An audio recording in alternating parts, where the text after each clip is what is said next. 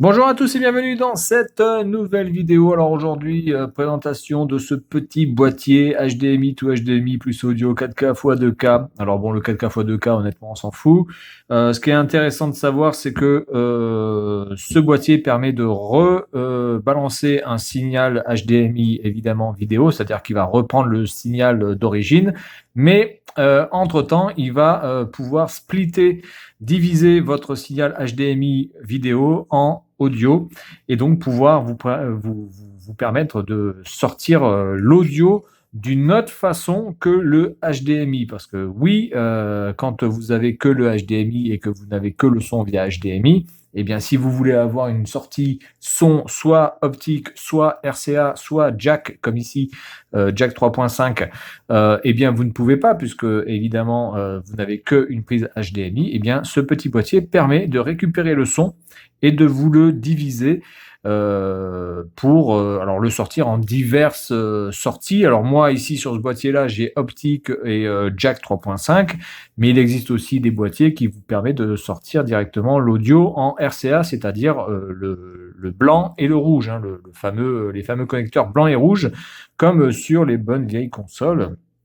Donc, vous avez une entrée ici pour alimenter ce boîtier qui n'est pas obligatoire parce que moi, je le fais sortir en jack 3.5.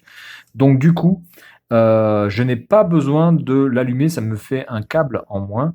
Mais si vous voulez sortir en optique, je pense que vous allez devoir être obligé de mettre l'adaptateur 5 volts pour pouvoir alimenter le bazar. Vous avez aussi la possibilité de choisir le nombre d'enceintes que vous avez. Est-ce que c'est pour un home cinéma à 5.1 ou est-ce que c'est pour un 2 ou voilà, simplement 2 ou passe. Alors passe, honnêtement, je ne sais pas ce que ça veut dire. Moi, je suis sur 2 de toute façon. Je n'ai pas de home cinéma 5.1, donc je n'ai pas besoin d'utiliser ça. Mais je pense que peut-être passe, c'est-à-dire bon, bah, ça se fait automatiquement. C'est le truc basique. Mais si vous avez du 5.1, vous pouvez choisir l'option, hein. Si jamais vous avez un problème et que toutes les enceintes ne fonctionnent pas, vous pouvez peut-être tester avec ce bouton pour voir si ça passe. Donc voilà. Alors j'ai testé sur la PS5, puisque comme je vous ai expliqué, la PS5 n'a pas de sortie optique, n'a pas de sortie jack, n'a pas la possibilité de se connecter, de se pairer en Bluetooth sur des enceintes ou sur des barres de son. Donc du coup j'ai testé moi avec le jack et avec l'optique. Ben oui, j'ai testé avec l'optique, et l'optique, oui, il faut l'alimentation. Donc j'ai testé avec l'optique et avec le jack. Avec l'optique, ça fonctionne très très bien. Avec le jack, ça fonctionne aussi très très bien. Pour moi, je n'ai pas vraiment de déperdition de son. Ça fonctionne, voilà, ça. Pour l'instant, je n'ai jamais eu à me plaindre de quoi que ce soit.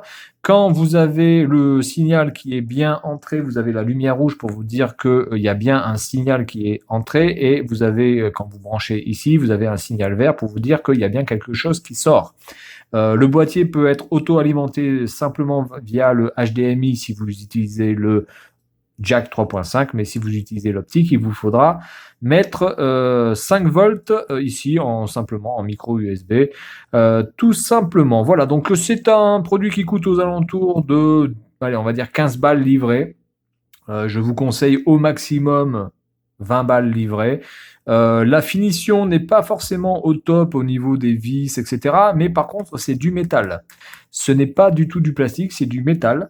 Je dirais même que c'est de l'aluminium. Alors, il n'a pas forcément été très très bien usiné. Vous pouvez voir les petits défauts là d'usinage. Mais globalement, je m'attendais à avoir un truc en plastique qui se déboîte facilement ou qui se voilà tout pourri. Mais c'est plutôt bien foutu. Le poids est assez conséquent, c'est du métal, ça fonctionne bien et ça fait le taf. Voilà. Alors maintenant, moi, j'en ai plus vraiment besoin de ce boîtier pour la simple et bonne raison que j'ai découvert que ma télé avait une sortie optique, donc je n'ai plus besoin de ça. Mais ça m'a permis donc de faire le test et de vous le présenter si jamais vous êtes en galère sur n'importe quel périphérique, que ce soit une PS5, que ce soit n'importe quoi. Si vous avez une galère pour pouvoir récupérer du son parce que vous n'avez que la prise HDMI, mais que vous voulez brancher ça sur via RCA, via le jack ou via optique, eh bien pensez à ce genre de petits boîtiers qui font bien le boulot et qui sont assez pratiques et franchement qui ne sont pas non plus très onéreux. Voilà, donc c'est tout pour cette vidéo et puis moi je vous dis à la prochaine. Salut à tous.